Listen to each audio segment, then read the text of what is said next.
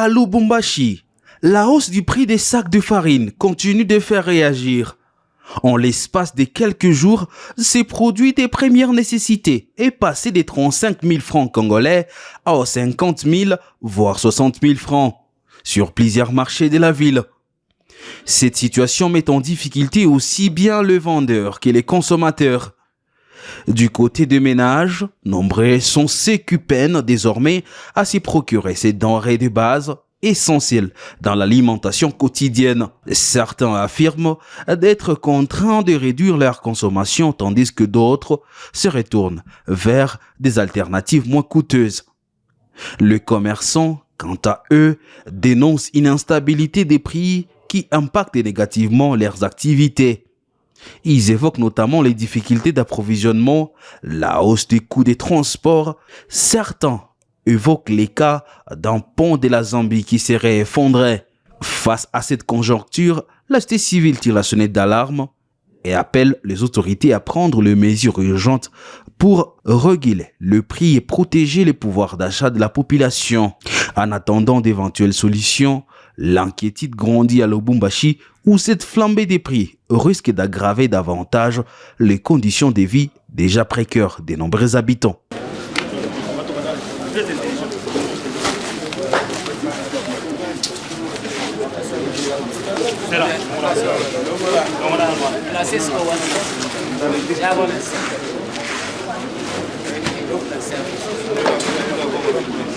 Oui, c'est ça.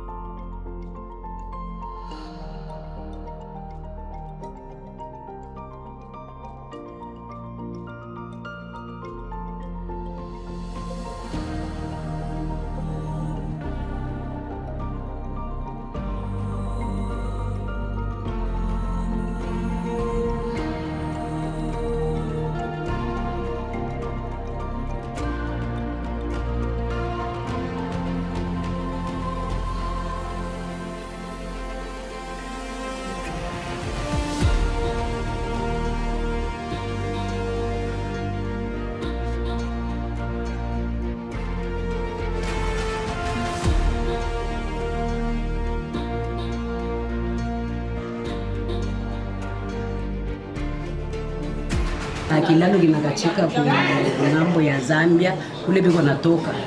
Sasa njoo ile tuko naomba banduko sema hata kama naingia mu restaurant banakuta mtu na yeye anapandisha taka loko basi diskite hapana. Juu ni taa inayo inenea juu kusema ni bei na njio kule binatoka bali bako naingisha huko. Njoo ile yenyewe kama boya anakuya deja mimi namwekea fly ya bukari kama ni 5,000 na mboka biote juu ya kule. Sasa ye kama najisikite au anasema shijibe sinafale ongezesha bukari bukuye kama ni mwingi kandita ya ntumbo yake apuri ya jibe. Kubwa tunaomba juu ya kusema bakubwa inapashi bana tuangalilia kwa inche ikwa bien bafuate ku mouvement ya bintu bile biko natoka ku mampembeni biko naingia mwetu Kongo. Sasa tutene kuona je nobishuke kutuona namna abantu banza kufikiria. Bunga tulianzaka nabo mu 2000 hapa sasa tunaingia mujisa sema bitashuka bishuke tunaingia na movement kuingia na musana. Ona mimi napita na tunakuwa kushuka tena binakuwa tena mu 30 leo tena binakuwa tena 60 na 55. Sasa tuisheye ba restaurant tutene kujisha modela kanijua kubakiria beko na rieria na boss ma tuko mu grizi. Sasa sasa tutene kujisha je. Ona bunga na shitu kunaenda kukombola tunatarisha tubunga kuna panda. Tuyasi ni problemi ya kilalo kia Mozambique. Njo me tunaona bintu vyote. Biko napita pa kile kilalo, wanasema même malgré kilalo kilikachika mais pourquoi kingine barukwa deja basha kuprevenir kilalo deja pale kile kinakachika kile kinaanza deja kunakuwa mbovu. Sasa tunasema ni problema ya kilalo. Mais vitu vyote vipande paka bunga.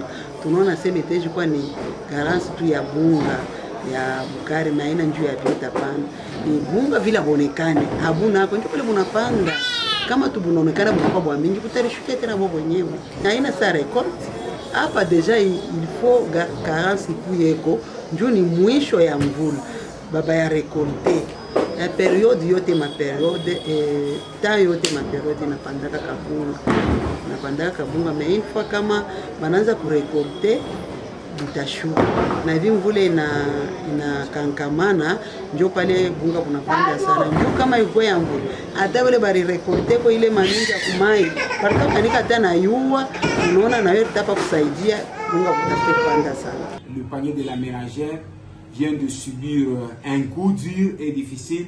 Pourquoi? Parce que c'est insupportable par rapport à nos budgets et à nos salaires. On ne sait pas comment réunir les deux bouts du mois avec le miette que nous recevons à gauche à droite, surtout plus de minutes. Pour les députés, le ministre, les gens qui sont dans les gouvernements ne vont pas sentir cela. Pourquoi? Parce qu'ils bénéficient des exonérations, ils bénéficient d'un bon salaire, mais la population le plus démunie va plus souffrir. Pourquoi? Parce qu'ils ne savent pas comment gagner 50 000, 100 000 le mois. Qu'à cela ne tienne, et nous sommes obligés de vivre. Nous allons demander à ce que le gouvernement puisse un peu expliquer et nous dire le pourquoi de cette hausse, pas seulement le pourquoi de la hausse, et aussi essayer si ce sont par rapport à la période de mars où les gens, nous devons attendre la récolte au mois de juillet et août. Donc pour cela, on doit vraiment passer à l'exonération au niveau des Kasumbalès, ça veut dire que nous dépendons de la Zambie, la Tanzanie et l'Afrique du Sud et d'autres pays, le Zimbabwe, qui essaient de temps en temps de nous fournir un peu la farine.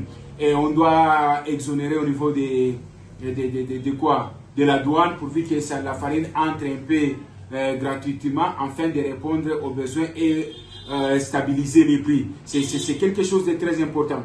Pour aussi, on a des villages agricoles sur la route Kasumbalesa, nous avons les services nationaux. On doit encore plus y travailler et mettre de bons mécanismes en place afin de produire nos propres maïs et consommer localement. Si cela n'étant pas été fait, donc nous allons à chaque fois continuer à plénicher et à dépendre de l'extérieur, ce qui n'est pas du tout normal et responsable. Et au gouvernement provincial aussi de continuer à donner des engrais chimiques, la semence aux cultivateurs et à toute la population, parce que normalement chaque personne est censée avoir presque 500 mètres, 1 hectare où il pourra faire son champ de maïs, et à cela ça va lui aider, ça va lui permettre un peu de bien vivre, parce que 1 hectare produit au moins 44 sacs. Or durant une année, nos familles ne consomment pas 44 sacs de farine. Il y a des familles qui consomment 10 sacs, il y a des familles qui consomment 15 sacs, mais quand la famille récolte au moins quelque chose de 30, 25, 35 sacs, donc ça va lui permettre de vivre sans plus avoir la pression du flambé sur le marché.